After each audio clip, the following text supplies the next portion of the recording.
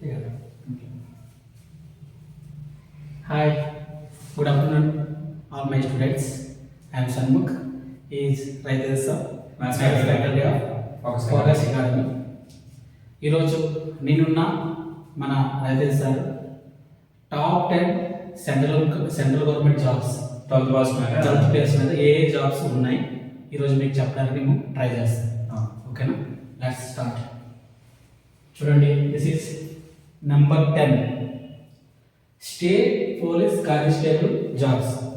నార్మల్గా ప్రతి స్టేట్లో ఇలాంటి నోటిఫికేషన్ వస్తూ ఉంటాయి. ఇది ఏంటంటే స్టేట్ సెలెక్షన్. మీకు ఏ జాబ్ వచ్చినా మీరు స్టేట్లోనే చేస్తారు. సో ఈ జాబ్ అనేది state police constable job. Qualification ఎలాగో మనం ఇంటర్మీడియట్ అనుకున్నాం కాబట్టి దీనికి ఇంటర్మీడియట్ క్వాలిఫికేషన్ అనేది ఇంటర్మీడియట్. దీనికి కూడా సేమ్ రిటర్న్ ఉంటుంది. వన్స్ రిటర్న్ క్వాలిఫై అయిన తర్వాత ఫిజికల్ టెస్ట్ వెళ్ళాలి. ఫిజికల్ టెస్ట్ అయిన తర్వాత డైరెక్ట్గా జాబ్లో జాయిన్ అవ్వచ్చు. సో మెడికల్ టెస్ట్ అనేది ఉంటుంది. అది డాక్టర్ వెరిఫికేషన్ కంప్లీట్ అయిందంటే మీకు జాబ్ అనేది వెరిఫై చేస్తారు.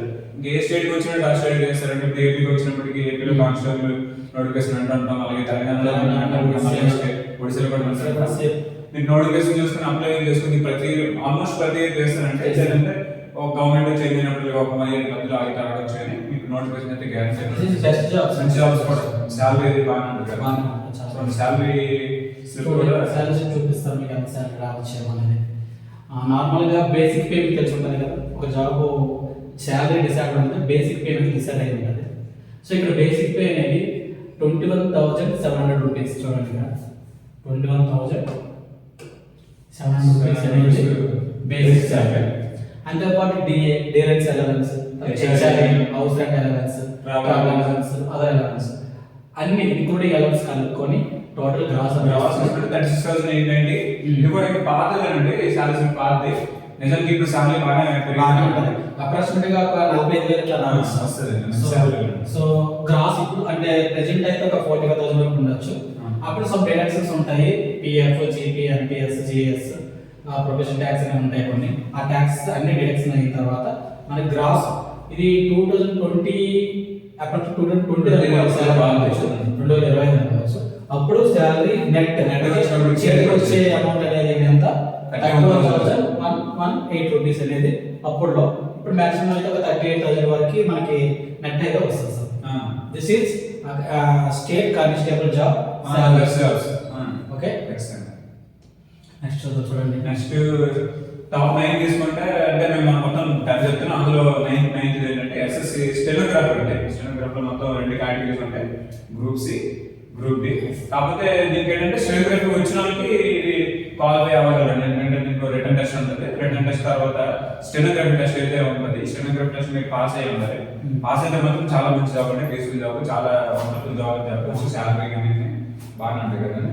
ఈ జాబ్ ఏంటంటే ఎవ్రీ ఇయర్ వచ్చే నోటిఫికేషన్. ఇది ఒక మంచి అడ్వాంటేజ్ అనుకోవాలి కదా సార్. అంటే ఎవ్రీ ఇయర్ వచ్చే నోటిఫికేషన్ మీద స్టూడెంట్స్ కి చాలా ఫోకస్ అనేది ఉంటుంది. ఓకే, ఇయర్ కాదు నెక్స్ట్ ఇయర్ క్రాక్ చేద్దాం. అలా ఎస్ఎస్సి స్టెనోగ్రాఫర్ అనేది ఎస్ఎస్సి కండక్ట్ చేస్తుంది. స్టాఫ్ సెలక్షన్ కమిషన్ ద్వారా ఈ నోటిఫికేషన్ అనేది ఎవ్రీ ఇయర్ వస్తూ ఉంటుంది. ఇది ఏంటంటే ఫస్ట్ ఒక రిటర్న్ టెస్ట్ ఉంటుంది. వన్స్ మీరు ఆ రిటర్న్ టెస్ట్ క్లియర్ అయిపోయిన తర్వాత స్టెనో టైపింగ్ ఉంటుంది అనమాట. సమ్ టైప్ ఇస్తారు, సమ్ వర్డ్స్ అనేవి మనం టైప్ చేయాలి. ఇచ్చే టైంలో మనం కానీ టైప్ చేస్తే వన్స్ స్టెనో క్లియర్ అయితే మీరు నెక్స్ట్ రిజల్ట్ వస్తుంది, ఫైనల్ రిజల్ట్ వస్తుంది. వచ్చిన తర్వాత జాబ్ రిపీట్ చేస్తారు. సో ఇందాక కూడా శాలరీ అనేది చాలా బాగుంటుంది సార్. అప్రాక్సిమేట్ గా ఒక 35,000 నుంచి 40,000 మంచి శాలరీ ఉంటుంది. అలాగే ఒక అడ్మినిస్ట్రేటివ్ జాబ్, అంత వర్క్ ప్రెషర్ ఉండదు, బయటకు వెళ్ళే అవసరం ఏమి ఉండదు. పీస్ఫుల్ గా హ్యాపీగా వెళ్ళి జాబ్ చేసుకుని రావచ్చు.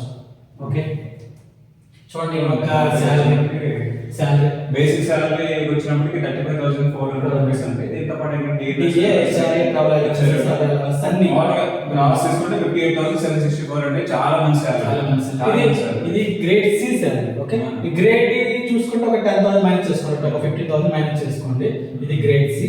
ఈ గ్రేడ్ సి లో శాలరీ గ్రాస్ అనేది 58.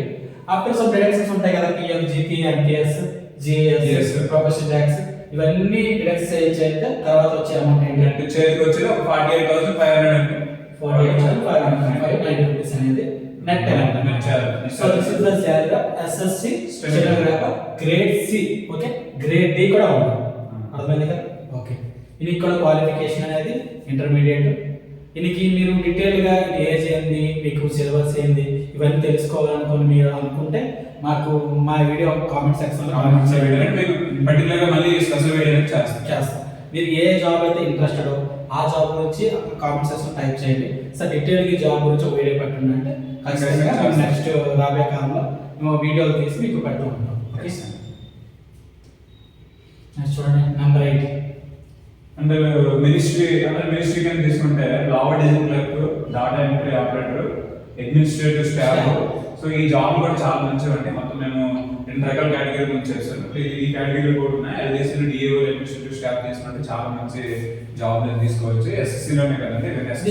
ఇది నార్మల్గా చూడండి, సెంట్రల్ గవర్నమెంట్ అంటే ఒక మనకు ఐడియా ఉంటుంది. This is the best job central government అంటే. సెంట్రల్ గవర్నమెంట్ వచ్చే ఏ జాబ్ అయినా చాలా బాగుంటుంది.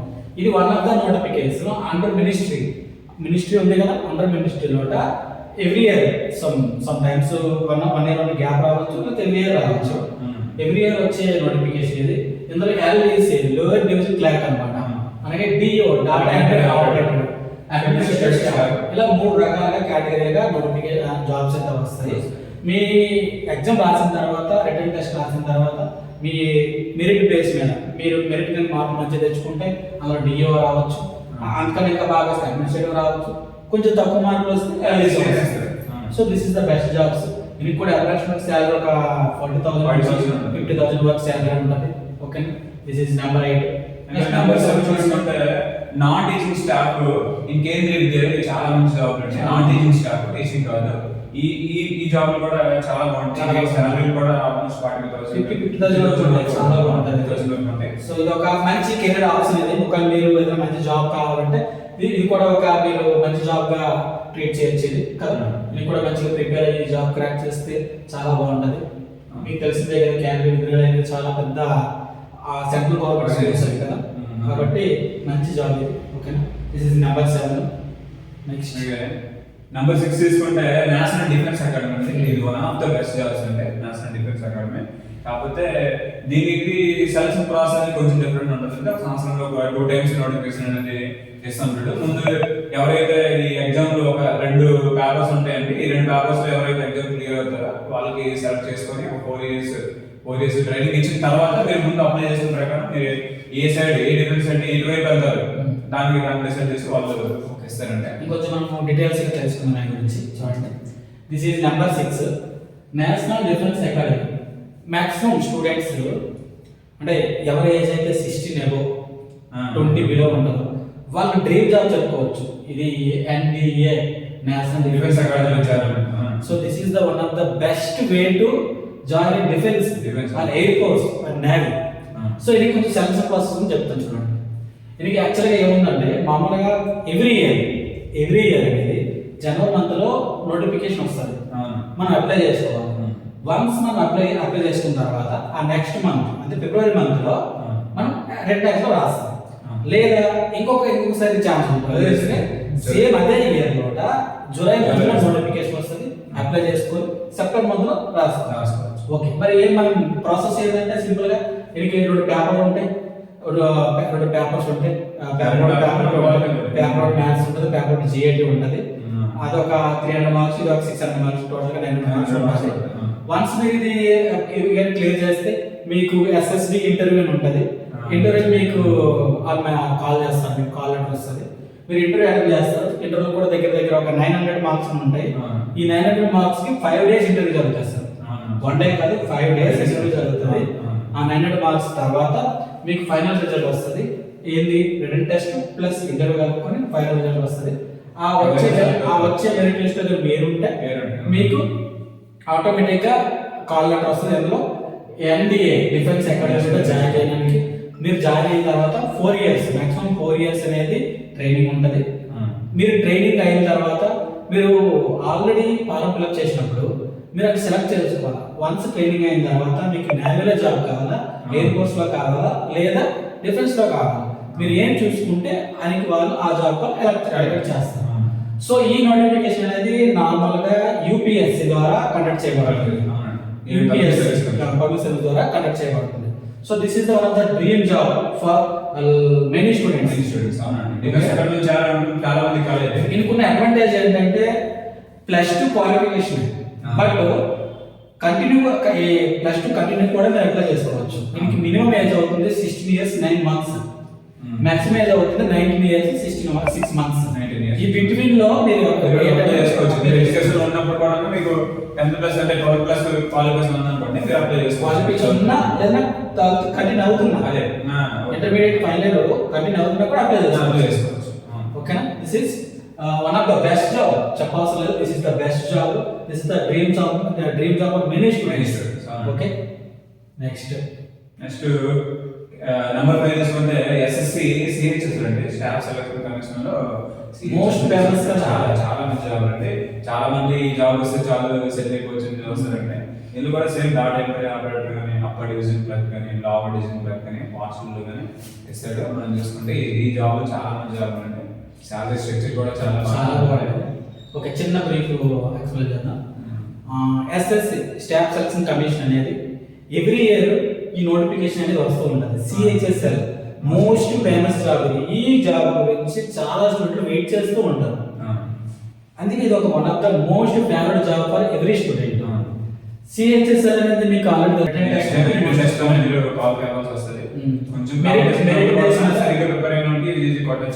మెరిట్ బేస్ మీద డిసైడ్ అవుతుంది.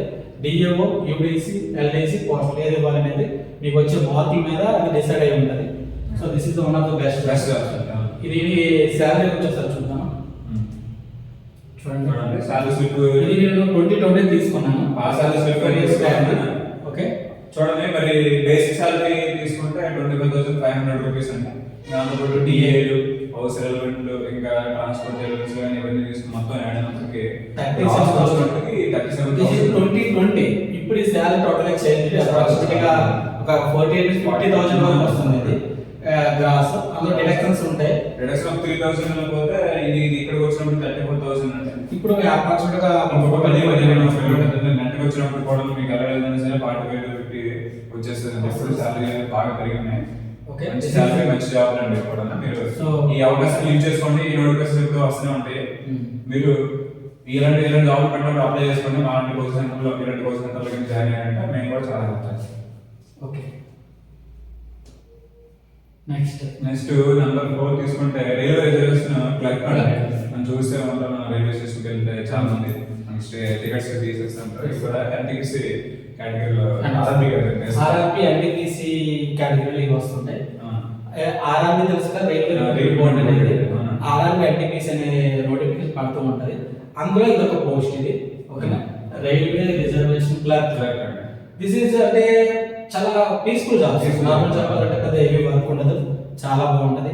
ఇంతో పాటు ఇంకా నైట్ డ్యూటీస్ కూడా అంటే ఎక్స్ట్రా వర్క్ చేసుకుంటే ఎక్స్ట్రా అమౌంట్ కూడా పే చేస్తారు దీనికి. సో అలవెన్సెస్ చాలా బాగుంటాయి. సో ఇంకా అప్పుడు చెప్పాలంటే శాలరీ కూడా 50,000 ఉంటుంది. రైల్వే అంటే ఒక central government job. This is the best job. So ఎవరైతే ఇంటర్మీడియట్ కంప్లీట్ చేస్తున్నారో, ఎవరైతే ఒక మంచి జాబ్ గురించి చూస్తున్నారో సెంట్రల్ గవర్నమెంట్ గురించి, this is one of the best option for preparing government job గురించి. ఇది ఒక మంచి ఆప్షన్ ఇది. సో ఇది ఇంకా తీసుకుంటే నెంబర్ 3 తీసుకుంటే ఎయిర్ ఫోర్స్ లో, అంటే ఎయిర్ ఫోర్స్ లో ఎయిర్మెన్ కేటగిరీ. ఈ పోస్ట్ కూడా మనం చూస్తూ ఉంటాం. బోత్ మెన్ అండ్ ఉమెన్ ఎవరైనా అప్లై చేసుకోవచ్చు. ఇది కూడా చాలా మంచి జాబ్ అండి, మంచి జాబ్స్ ఇది. ఎవరికైతే ఎయిర్ ఫోర్స్ జాయిన్ అవ్వాలంటే ఇంట్రెస్ట్, డ్రీమ్ ఉంటుందో వాళ్ళ గురించి బెస్ట్ ఆప్షన్ ఇది. ఎయిర్ ఫోర్స్ ఎయిర్ మ్యాన్ అని ఉంటుంది. మ్యాన్ అండ్ మ్యాన్ ఇద్దరు అప్లై చేసుకోవచ్చు. ఓకేనా, దిస్ ఇస్ నెంబర్ 3.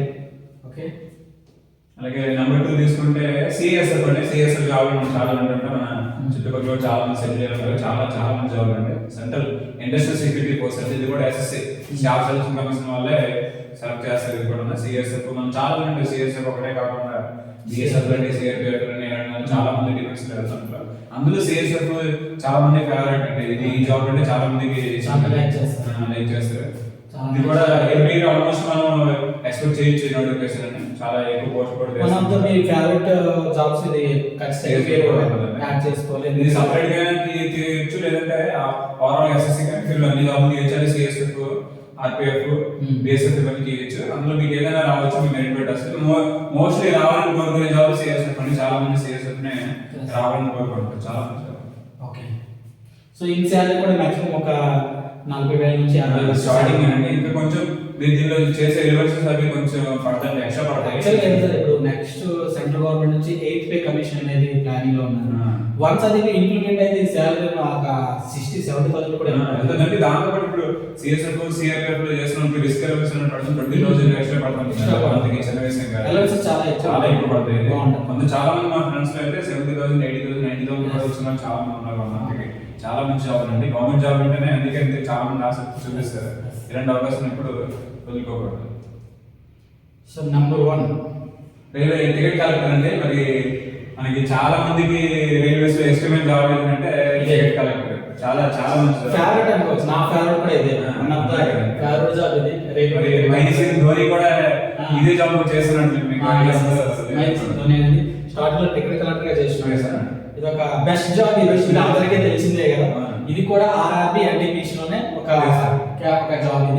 ఇది ఎవ్రీ ఇయర్ వస్తుంటది. ఇది కూడా హ్యాపీగా ప్రిపేర్ అవ్వచ్చు. ఇది కూడా రిటైర్ టెస్ట్ ఉంటుంది. వన్స్ రిటైర్ టెస్ట్ అయిపోతే టీవీ తర్వాత జనరల్ మెడికల్ టెస్ట్ ఉంటుందండి. ఇది మీరు క్వాలిఫై అయిపోతారు. శాలరీ చెప్పాల్సిన లేదు. ఇంకా నాట్ ఓన్లీ శాలరీస్, అది కాకుండా ఇంకా ఎక్స్ట్రా ఇన్కమ్ కూడా చాలా ఉంటుందని మీకు తెలిసింది. బెస్ట్ జాబ్ ఇది. ప్రతి ప్రతి కూడా చూసుకుంటారు కదా ఈ మన టీసీ గురించి.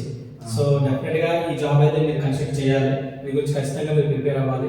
దిస్ ఇస్ నెంబర్ 1 జాబ్ అని చెప్పుకోవచ్చు. +2 కేటగిరీ మంచి జాబ్ ఉందంటే తీసుకోవాలి. ఓకే. ఇది ఒక శాలరీ గురించి ఒకసారి డిస్కస్ చేద్దాం. చూడండి, నేను ఇది 2023 తీసుకున్నాను. 23లో basic pay 26,600. Total DA house rent అయినా, డిఏ అలవెన్స్ అయినా, ట్రాన్స్పోర్ట్ ఎవ్రీథింగ్ ఆల్ ఇంక్లూడింగ్. అప్పుడు 23లో 46,190.